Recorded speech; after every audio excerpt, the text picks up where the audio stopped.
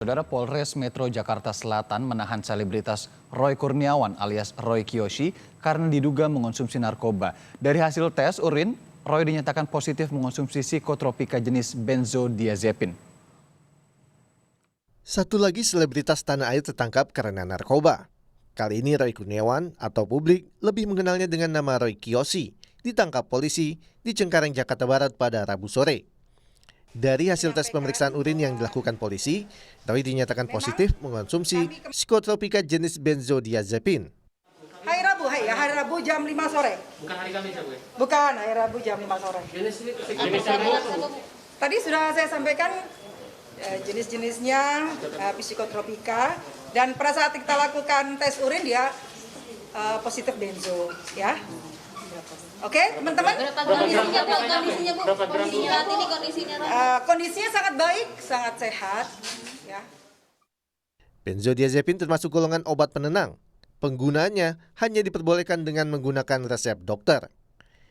Digunakan oleh orang yang mengalami gangguan kecemasan, panik, insomnia, kejang, ketergantungan alkohol, dan penenang sebelum operasi. Jika ketergantungan bisa menyebabkan gangguan penglihatan, penurunan kesadaran, hingga sakit kepala, depresi, dan juga overdosis. Hingga kini penyidik terus mendalami dari mana asal psikotropika yang dimiliki Roy Kiyoshi. Kepada polisi, Roy mengaku awalnya obat ini ia peroleh dari dokter selama setahun. Lalu kemudian, Roy membelinya sendiri secara online. Status Roy kini telah ditetapkan sebagai tersangka dan sudah dilakukan penahanan. Tim Liputan, Kompas TV. Informasi selengkapnya terkait kasus narkoba yang menjerat selebritas Roy Kiyoshi kita tanyakan kepada jurnalis Kompas TV Cindy Permadi langsung dari Polres Jakarta Selatan. Cindy, selamat siang. Dari hasil pemeriksaan polisi, sudah berapa lama Roy Kiyoshi mengonsumsi psikotropika benzodiazepin ini? Kalau dari pernyataan dari Kasat Narkoba Polres Jakarta Selatan, Kompol Vivik tadi melalui sambungan telepon disampaikan dari hasil pemeriksaan diketahui Roy Kiyoshi sudah mengkonsumsi psikotropika sejak 3 tahun. Tapi awal mulanya ia memang dibekali oleh surat dokter, artinya dia di bawah pengawasan dari tim medis. Sejak 2019 atau dapat dikatakan 1 tahun terakhir, ia kemudian mencoba untuk membeli sendiri melalui online, tidak lagi menggunakan surat dokter. Itu yang menjadi fokus dari tim kepolisian atau dari penyidik. 1 tahun terakhir ia membeli secara online, kemudian ia merasa mudah dapat membeli sendiri tanpa surat dokter, sehingga ia pun berkelanjutan untuk membeli tanpa pengawasan dokter. Dari hasil pemeriksaan sejauh ini juga diketahui atau disampaikan tadi oleh Kompol Vivik, dikategorikan sebagai ketergantungan tinggi, yang artinya dari pemeriksaan ia mengaku atau Roy Kiyoshi ini mengaku mengkonsumsi psikotropika setiap hari. Jika tidak minum psikotropika setiap hari, ada keluhan tidak dapat tidur. Tapi ini juga masih akan didalami oleh pihak kepolisian karena perlu adanya keterangan dari tim medis juga untuk memperkuat pernyataan dari Roy Kiyoshi.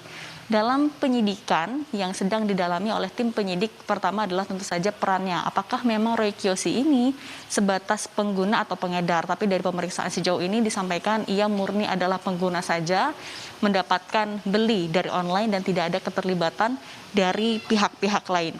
Barang bukti 21 pil yang didapatkan pihak kepolisian dari Rabu beberapa hari lalu, kemudian juga hasil tes urin yang positif, kemudian juga pernyataan atau pengakuan langsung dari Roy Kiyoshi ini membuat pihak kepolisian kemudian juga menaikkan statusnya menjadi tersangka.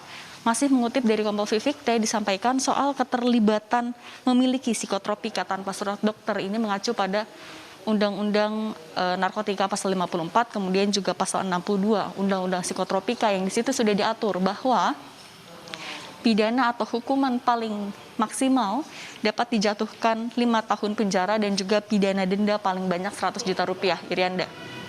Baik, Cindy. Tapi kalau dilihat sejauh informasi yang Anda dapatkan dari pihak kepolisian, apakah ada kemungkinan Roy nantinya akan menjalani rehabilitasi? Ini nantinya akan tergantung lagi dari hasil pemeriksaan atau dari hasil asesmen. Karena tadi disampaikan dari keterangan ketergantungan tinggi inilah yang akan didalami kembali oleh pihak kepolisian, harus disertakan adanya pemeriksaan medis. Nanti dari hasil asesmen ini baru dapat ditentukan apakah ada opsi untuk rehabilitasi atau ada opsi-opsi lainnya. Opsi rehabilitasi ini juga yang memang sedang diharapkan oleh pihak keluarga. Tapi saat ini yang sedang dilakukan oleh pihak kepolisian yaitu terus melakukan pendalaman, terus melakukan pemeriksaan dan juga pelengkapan berkas-berkas. Dalam 20 hari pertama, pelengkapan berkas ini termasuk juga dengan memeriksa saksi ahli. Jadi nanti hasilnya atau keputusan akhirnya akan seperti apa, apakah rehabilitasi ini nanti akan diupdate kembali usai asesmen ini dilakukan, Irianda. Masih akan didalami pihak kepolisian yang untuk nantinya juga memutuskan apakah akan direhabilitasi atau dijatuhkan hukuman pidana begitu ya. Terima kasih jurnalis Kompas TV Cindy Permadi langsung dari Polres Jakarta Selatan.